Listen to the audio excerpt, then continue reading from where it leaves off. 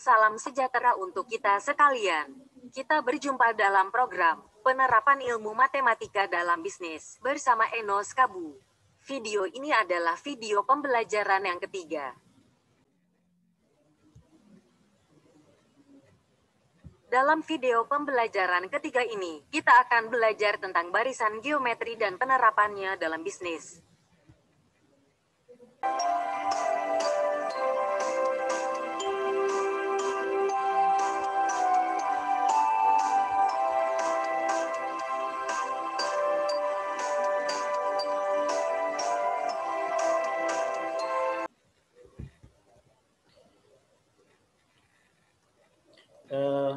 Tentang barisan geometri. Sebelumnya coba kita perhatikan ya barisan bilangan berikut. Ada 2 ya, 5, 8, 11 dan seterusnya ya. Anda mungkin ingat ya, ini adalah barisan aritmatika. Jadi selisih antar suku yang disebut beda atau diberi notasi B itu bersifat konstan dan merupakan hasil pengurangan suku tertentu dengan suku sebelumnya. Jadi ya di sini 5 kurang 2 adalah 3. 8 kurang 5 adalah 3 ya. 11 ya dikurangi dengan 8 atau dengan suku sebelumnya adalah 3 ya, dan 3 itu kita sebut sebagai beda. Nah, dalam video kali ini kita akan fokus ke barisan geometri yang barisan bilangannya adalah seperti ini.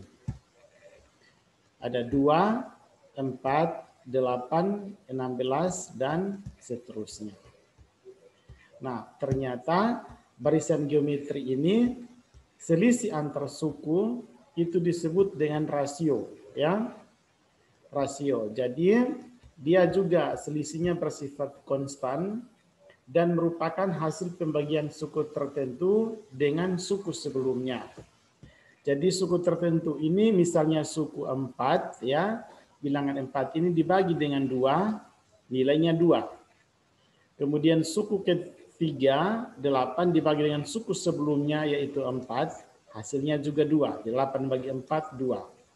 Kemudian 16 dibagi dengan suku sebelumnya yaitu 8 adalah 2 ya, hasilnya 2. Itu yang disebut dengan barisan geometri. Nah, dari barisan bilangan ini yaitu 2, 4, 8 dan 16 ya, kita perhatikan bahwa suku pertamanya adalah 2 ya. Kemudian suku kedua adalah 4. Suku ketiga adalah 8 dan suku keempat adalah 16.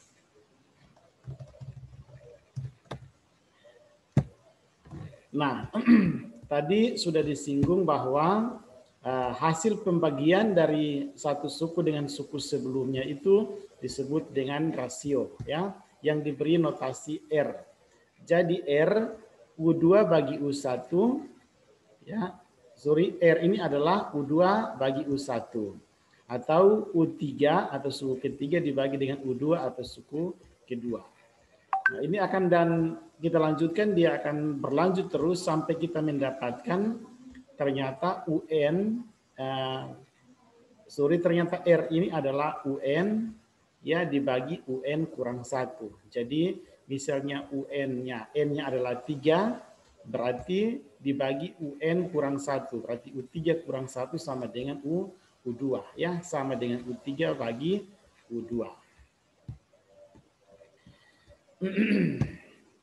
Ya, Anda lihat di sini 4 bagi 2 nilainya 2 ya. Ini sifatnya pengulangan saja. Sekarang bagaimana kita menentukan suku KN dalam barisan geometri? Anda perhatikan kembali suku kedua dari barisan di atas adalah 4 yang diperoleh dari suku pertama dikali R ya. Jadi R itu adalah suku kedua bagi suku pertama ya.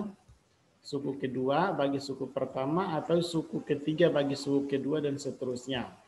Bisa juga suku kedua itu diperoleh dari suku pertama A dikali dengan R ya. Tadi R-nya 2 berarti 2 kali 2 4. 4 dikali dengan 2 ya, dengan 2 ya rasionya 2 adalah 8. 8 kali 2 sama dengan 16. Nah, kalau kita tarik, kita bisa simpulkan bahwa ternyata U2 sama dengan AR atau A dikali R ya. Jadi U2 yang 4 ini dapat dari 2 kali R, R-nya 2. Kemudian suku ketiga adalah 8 yang diperoleh dari suku kedua dikali R. Jadi 4 kali R ya 2 sama dengan 8. Nah, karena suku kedua sama dengan AR, berarti suku ketiga atau U3 sama dengan AR kali R ya.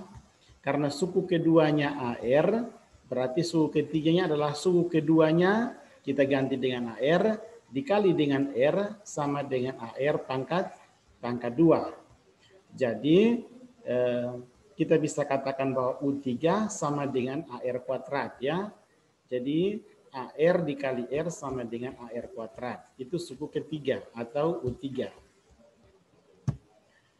Untuk suku keempat ya, itu kan perhatikan suku keempat ini adalah suku ketiga dikali dengan R. Nah, suku ketiga itu adalah suku ketiga tadi itu adalah AR kali R ya. adalah AR kuadrat ya dikali R, berarti U4 sama dengan AR pangkat 3 ya. Kalau kita terus berulang kita akan sampai kepada UN sama dengan AR pangkat N kurang 1. Jadi saya ulangi lagi, kalau U4 atau suku keempat itu adalah suku ketiga. Perhatikan suku ketiga sini adalah AR kuadrat ya. Jadi suku ketiga AR kuadrat dikali lagi dengan R. Kita akan dapat suku keempat. Misalnya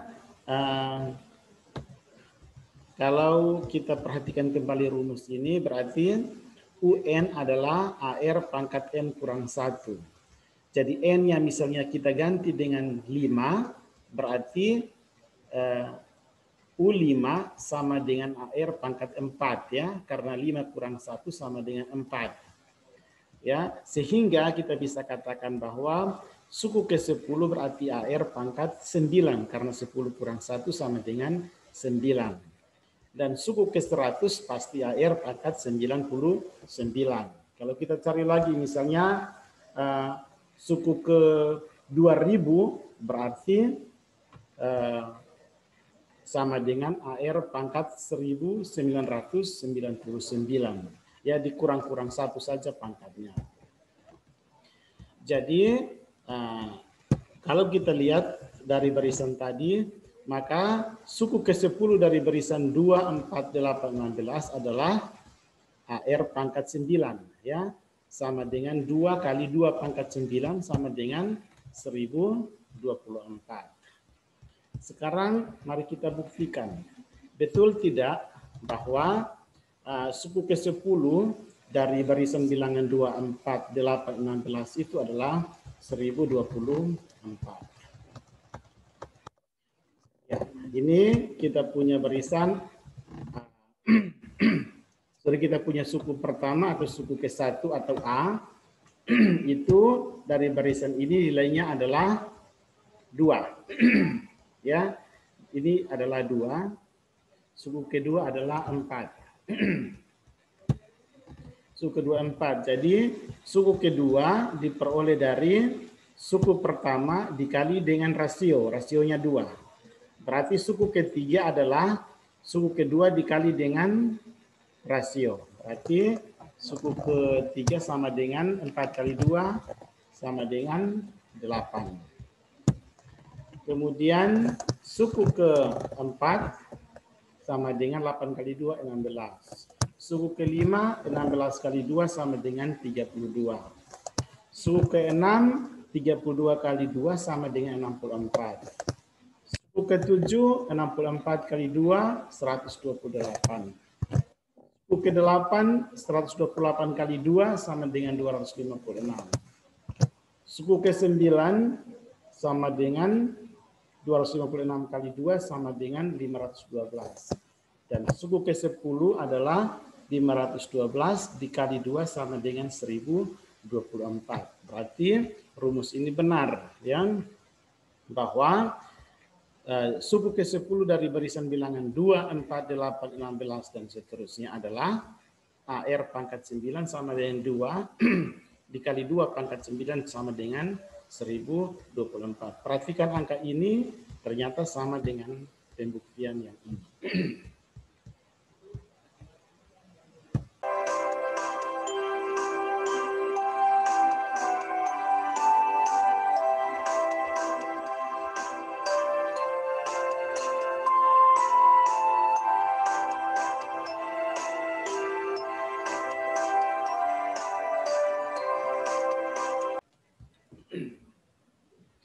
Nah, sebagai latihan, ya, cobalah Anda tentukan suku ke 1776, 2889, 4575, dan 8786 dari barisan geometri 2, 4, 8, 16, dan seterusnya.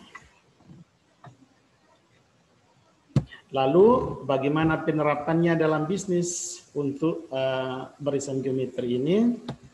Ya, ini kita coba perhatikan contoh. Misalnya J. Salino menyimpan uangnya di bank dalam bentuk deposito, ya. Anggaplah sebesar 100 juta. Tingkat bunga deposito yang berlaku, ya, tingkat bunga deposito yang berlaku adalah 12% setahun. Pada akhir tahun pertama, J. Salino menarik bunga deposito yang diperolehnya dan menambahkannya pada jumlah nilai deposito sebelumnya, ya. Jadi nilai depositonya 100 juta, setelah mendapatkan bunganya ditambahkan lagi pada deposito yang 100 juta tadi. Kemudian didepositokan ulang lagi. Jadi nilai deposito tahun ketiga itu sama dengan nilai deposito tahun kedua ditambah bunga tahun kedua, ya. Kalau untuk nilai deposito tahun kedua itu nilai deposito tahun pertama ditambah bunga deposito tahun pertama, ya. Dan seterusnya. Jadi nanti nilai bunga deposito tahun keempat, nilai deposito tahun keempat adalah nilai deposito tahun ketiga ditambah dengan bunga tahun ketiga.